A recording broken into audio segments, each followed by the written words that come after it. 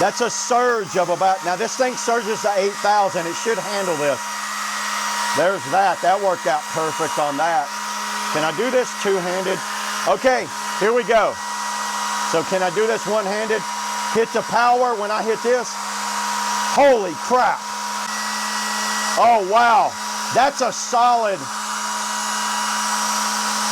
3,500 watts of power. I'll go over this Pure Sine Wave Inverter. This is the 12-volt version, but it's also available in a 24. Now, this is the 4,000 watt, and it's from the company SUNWHEEL. And this is, I'm just going to show you guys everything that I got with mine here, and then I'm going to do a quick test using as much power as I can. Actually, it surges up to 8,000 watts, and with 4,000 continuous, I don't know if I've got enough tools to short this thing out, but let me show you what you get first. You get a little instruction manual here, pretty basic. It just goes over some of the precautions and all that. You get these terminal posts. I think these are 300 to 800 terminal posts. These will go on the top post. You get 2 of these right here. You get 4 cables. So you get 2 positive and 2 negative cables. A ton of these little 40 amp fuses. So you get enough fuses to last years on that. And then right here, you get these thumb screws. You got a positive here and a negative here. Pretty simple. I like it that I don't need tools to put this on. And then I partnered up with my battery here. This is the High Sierra 12.8 volt 100 amp hour battery. Been testing this thing out, trying to fault it out, everybody, but it's been handling everything that I could throw at it. So looking over the back, you got 4 regular size AC outlets right there and a on and off switch right there. As soon as you turn it on, you hear the beast of fans coming on. See those 4 fans right there?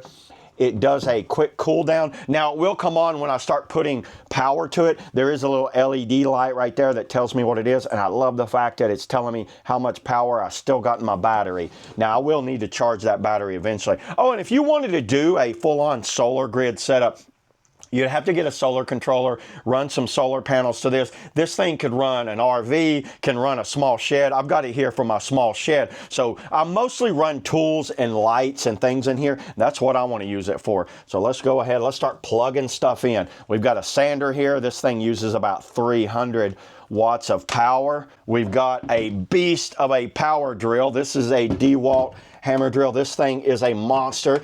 If you guys know anything about a heat gun, this thing will use probably 2,000 watts of power. It's not on here, but I know what it comes down to. 750 and it's 1,500, but it spikes to 2,000 watts of power.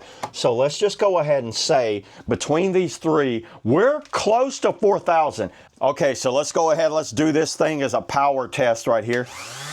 There's that, where there's the sander going. Can we hit the drill? That's a surge of about, now this thing surges to 8,000. It should handle this. There's that. That worked out perfect on that. Can I do this two-handed? Okay, here we go. So can I do this one-handed? Hit the power when I hit this. Holy crap. Oh, wow. That's a solid 3,500 watts of power out of this thing, and it's not even struggling. We are down as far to 12.7. Turn that off. Turn that off. Yeah, I don't see any issues with this thing at all. So between these 3 right here, I'm probably around about 3,200, 2,000 on that. Watch out, we're melting that. 3,200 on that. So we're probably 2,000 on that. Between 3, maybe 3 and 4 on that one, and between 6 and 8 on that one. So you can add it all up to well over 3,200, well over 3,000 watts of power that you're pulling out of all this. And the thing held it. You know what? The fans did kick on, but they turned right back off. Let's try just the heat gun, see how long we can run this heat gun. Woo, that's warm. Now this thing gets up to 1,000 degrees.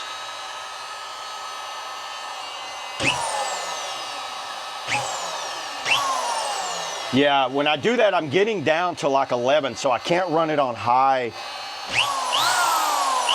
I'm limited by my battery. Yeah, you're only, If you're going to run this much power, you definitely need to upsize your batteries to 2 or 3 batteries. Yeah, everybody, I don't see any issues at all with this inverter. I think it can handle just about anything you could throw at it that would be in an RV, a small shed, or even a little tiny grid off home. You're limited by your battery size, so I'd want to up my amp hours on my battery if I'm going to be pushing this much power. But if you're pushing just what I have here, this right here would easily hold 1,000 watts, which 1,000 watts is like a TV, a lamp, and maybe a DVD player and several other things. If you're running a lot of power tools, obviously, and definitely if you're running heaters, you're going to want to up your amperage on that. But right now, I don't see any issues with this inverter at all. I think it's a great option at a very affordable cost. I don't ever see them this affordable at 4,000 watts. So yeah, there it is. That's all I got on the SUNWHEEL Pure Sine Wave inverter. See you all in the next video.